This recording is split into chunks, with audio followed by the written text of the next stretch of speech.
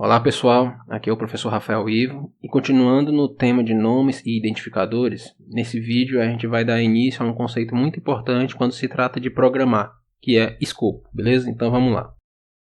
Na aula passada, começamos falando de variáveis e que elas são abstrações de células de memória. Pelo menos essa é a visão das linguagens de programação de paradigma imperativo e orientado a objetos, certo?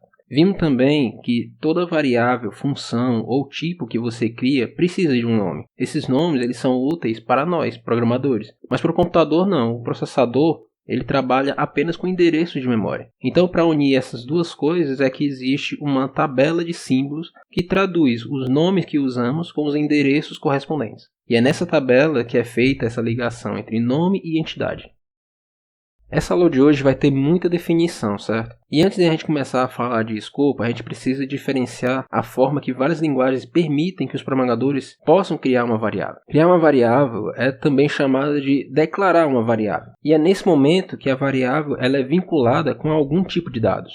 E fazendo um parêntese aqui, apesar de eu estar focando somente em variáveis, tudo que eu falar aqui é válido também para funções, estruturas, classes e etc, tá? Beleza, então já temos aí outra informação também associada a cada variável. Mas professor, o endereço não é associado agora também não, durante a declaração? Ainda não, porque depende de várias outras coisas, inclusive de escopo. E isso vai ficar mais claro só nas próximas aulas, tá?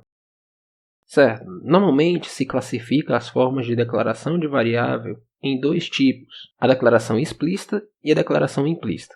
A declaração explícita talvez seja mais conhecida porque ela está presente nas linguagens que normalmente se aprende no início, em fundamentos de programação, como Pascal, C e Java. Nessas linguagens que possuem declaração explícita, existe uma sentença específica para criar uma variável. Por exemplo, os códigos aparecendo aqui em Fortran, C++ e Pascal, eles estão declarando variáveis de mesmo nome e tipo. Apesar das diferenças de sintaxe, o comportamento é o mesmo. E que comportamento é esse? É somente criar a variável, elas não têm mais nenhuma finalidade além disso.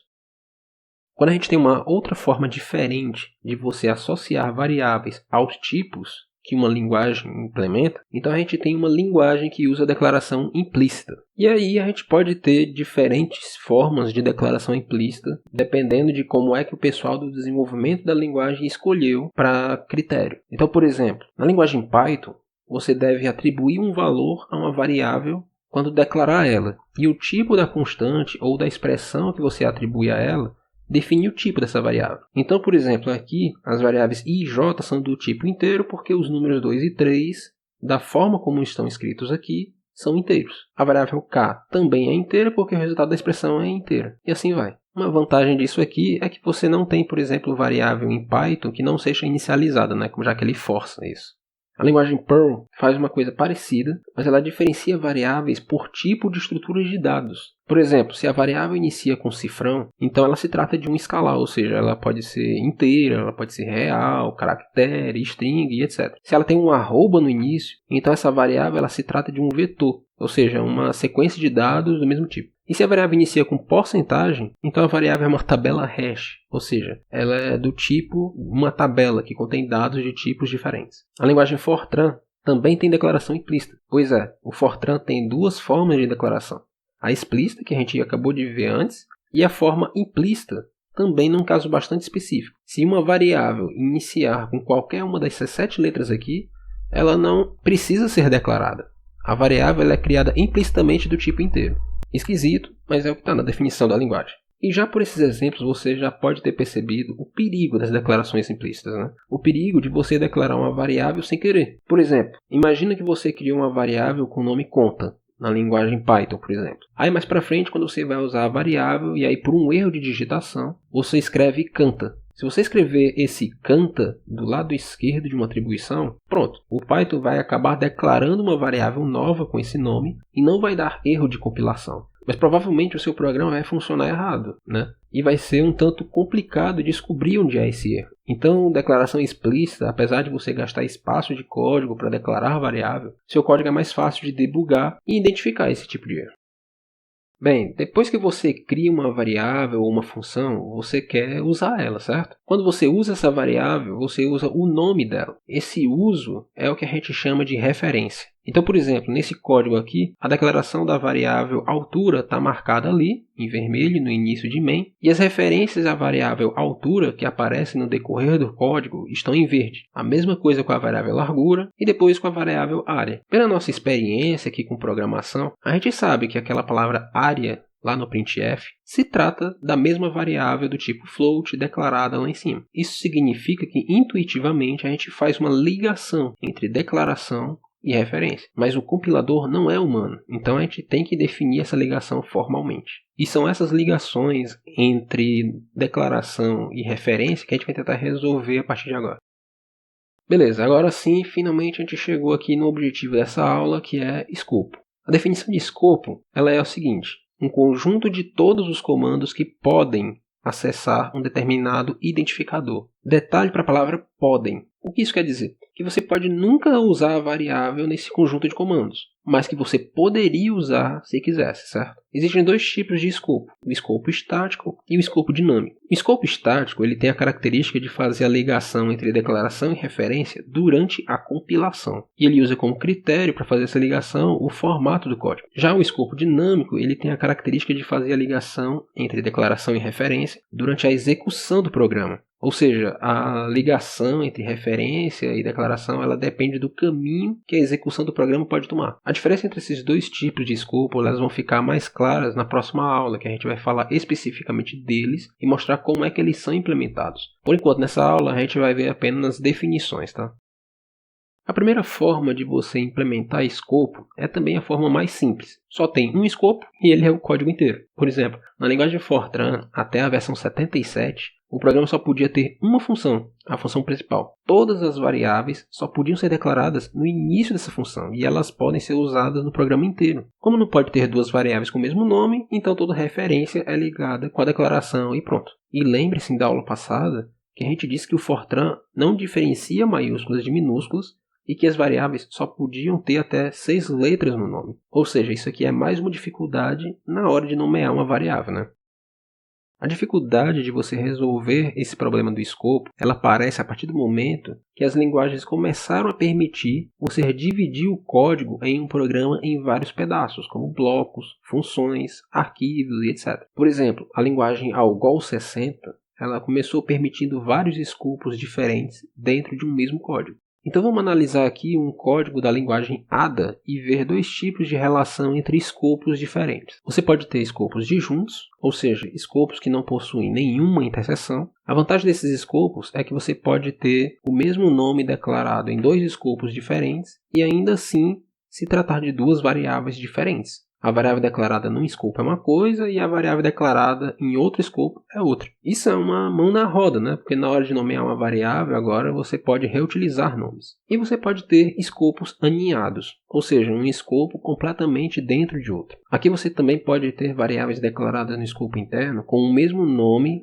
declaradas no escopo mais externo. Apesar de que nesse caso, uma pode interferir na outra, tá? Mas isso a gente vai ver em detalhes mais para frente. E uma coisa que a gente percebe aqui é que não existe escopo parcialmente dentro de outro. Ou ele está aninhado, ou ele é disjunto.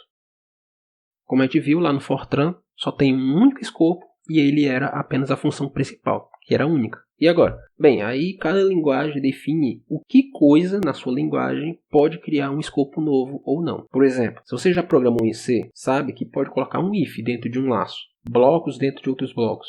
Cada bloco desse cria um escopo novo na linguagem C. Ou seja, você pode declarar variáveis novas cada vez que você cria um bloco. E essas variáveis elas vão ser válidas apenas naquele pedaço de código. No Algol, que é mais antigo, já se permitia uma coisa que a linguagem C não tem, que é você fazer isso com funções. Ou seja, funções podem ser declaradas dentro de outras, criando escopos aninhados desse jeito. Até existe uma versão não padrão do C implementada pelo compilador GCC que permite função dentro de função, tá? Mas não é o padrão da linguagem. Isso é uma coisa específica daquele compilador. Já a linguagem Java e C++, que se inspiraram no C, eles criam escopos com blocos em função mas também com o comando for. Sabe aquela coisa chata da linguagem C, que você tem que declarar uma variável para controlar o loop lá no início do bloco para poder usá-la no loop? Na linguagem Java e C++, você pode declarar a variável na parte de inicialização do laço for. E essa variável declarada aí, ela só tem como escopo o corpo do laço for, o que torna bem mais prático, né? Sendo que Java e C++, isso é opcional, criar essa variável. Já em Ada, ela é obrigatória. Você tem que criar uma variável local para cada laço for. E um último escopo aqui que a maioria das linguagens tem e que ainda não foi mencionado é o escopo global. Esse é aquele escopo que incorpora todo o código presente em um arquivo. Então, por exemplo, nesse código aqui em C, as variáveis QTD e funcionários são variáveis globais. Então, o escopo delas é o escopo do código inteiro. E a gente sabe que elas são globais porque elas foram declaradas fora de todas as funções. Voltando aqui para as referências, a gente tem mais algumas definições para falar, tá? Normalmente a gente diz que o escopo onde a variável foi declarada, ela é o escopo de definição daquela variável. Então, por exemplo, nesse código aqui de baixo, a variável t, ela está declarada no escopo criado pelo bloco do comando if. Isso quer dizer que o escopo de definição da variável t é o escopo do bloco do comando if. Tendo isso em mente, a gente tem dois tipos de referências aqui. As referências locais, que são as referências a uma variável que aparecem dentro do seu próprio escopo de definição, e as referências não locais, que são as referências a uma variável que aparecem em outro escopo, que não é o seu escopo de definição. Aqui no caso, a referência à variável t na linha 8 é uma referência local, porque ela está no mesmo escopo onde a variável foi declarada. Já a referência à variável j aqui é uma referência não local, porque se você notar, o j ele é declarado no escopo criado pelo comando for na linha 3, que é um escopo mais externo. E a referência dele na linha 7 está dentro de um outro escopo, um escopo aninhado, criado pelo comando if. E lembrando que escopo é aninhado, mas é um escopo diferente, então não confundir isso, tá? E para finalizar a aula de hoje, a última definição que a gente vai ver é a de referência forward. Referência forward é uma referência que ela aparece antes da declaração da variável no código. Pode parecer estranho você fazer uma referência a uma variável antes de declarar ela, né? Mas a gente vai ver que isso pode acontecer e que pode precisar fazer algo desse jeito, mesmo que a gente não queira. Uma solução meio bruta para resolver esse problema da referência forward, ela pode ser vista na linguagem C. Como a gente viu quando estudou a gramática da linguagem C, é de que dentro de cada bloco você tem uma sequência de declarações de variável e uma sequência de comandos depois. Ou seja, pela própria gramática, é impossível você fazer uma referência a uma variável antes de declarar ela, uma vez que os comandos só podem vir depois das declarações. Ou seja, a linguagem C nem precisa tratar referência forward porque ela é impossível de fazer. Legal, né?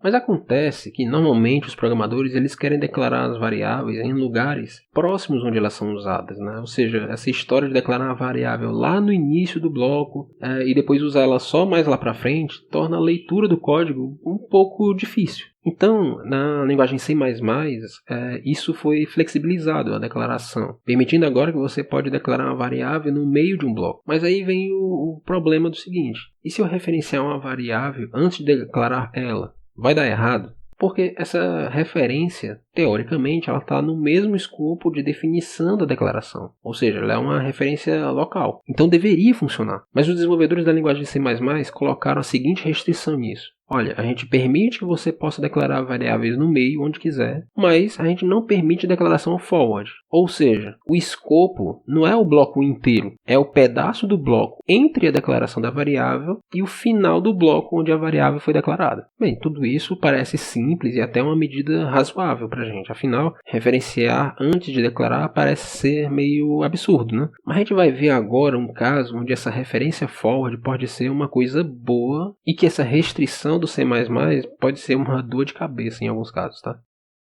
Na linguagem C++, assim como em Java, você pode declarar classes em arquivos separados, que nem como está mostrado aqui. Só que se uma classe precisa de outra que está em um outro arquivo, você precisa usar include com o nome do arquivo da outra classe. Então, por exemplo, aqui a classe mecânico precisa da classe carro, porque tem uma variável do tipo carro. Então colocamos include carro.h nesse arquivo. A classe carro também precisa da classe mecânico, porque tem uma variável do tipo mecânico. Então coloca include mecânico.h. O que acontece se você compilar esse programa, tá? Vai dar um erro de compilação, porque o compilador vai dizer que existe uma dependência circular entre os arquivos. Porque assim, quando você compila um arquivo que tem um include, o compilador vai primeiro compilar o arquivo que está incluindo. Por exemplo, se o compilador for compilar primeiro o arquivo mecânico.h, ele vai chegar na linha do include carro.h e aí ele vai parar de compilar o arquivo mecânico.h para ir compilar esse arquivo carro.h. Mas quando chegar lá, ele vai encontrar outro include voltando para mecânico.h. Então ele consegue ver o problema e pá, beleza? Bem, então a gente pode pensar assim, é só quebrar esse ciclo. Então beleza, eu vou aqui comentar um dos includes, certo? Agora, quando o compilador pegar o arquivo mecânico.h, ele vai encontrar o include carro.h, vai redirecionar a compilação para esse arquivo, e quando chegar lá, ele vai encontrar a palavra mecânico. E aí o compilador vai dar um erro de compilação porque esse nome não foi declarado em lugar nenhum até agora. Mas a gente sabe que ele vai aparecer depois, tá? Ou seja, isso aqui se trata de uma referência forward. E não tem como tratar isso se você fizesse o inverso, se comentasse o include do arquivo mecânico.h, ia acontecer a mesma coisa, só que agora para o nome carro. Então como é que a gente pode corrigir isso aqui no C++? Bem, agora a gente vai ter que fazer uma certa gambiarra, tá? Qual é então a gambiarra da vez? Para vir antes da referência forward, a linguagem C++ ela permite que você possa fazer uma declaração forward. Que diabo é isso, tá? É uma declaração só para você dizer assim para o compilador: olha, sabe esse nome aqui? Ele se trata de uma classe e eu vou usar ele. Mas eu não vou definir essa classe agora, é só depois. E é isso. Agora não tem mais o erro de compilação. E isso vem desde a linguagem C, tá? Porque o C ele permite você também fazer declaração forward, mas só de função. Você escreve a assinatura da função só para dizer que ela existe e não dá erro de compilação. Mas você vai ter que depois escrever a implementação dela, que nem nesse caso aqui. A linguagem Java, que se inspirou fortemente em C++, ela tornou tudo isso muito mais simples no momento em que ela permite referência forward somente quando se trata dos elementos de uma classe. Ou seja, ela não permite ainda referência forward de variável local e tal, mas de classe, de atributo, de método de classe, nisso tudo ela permite. Então, no caso do Java, basta você colocar os dois arquivos na mesma pasta, que o Java faz o include automaticamente das duas classes, uma na outra, sem o problema de referência forward. Bem mais simples, do que no caso do C++.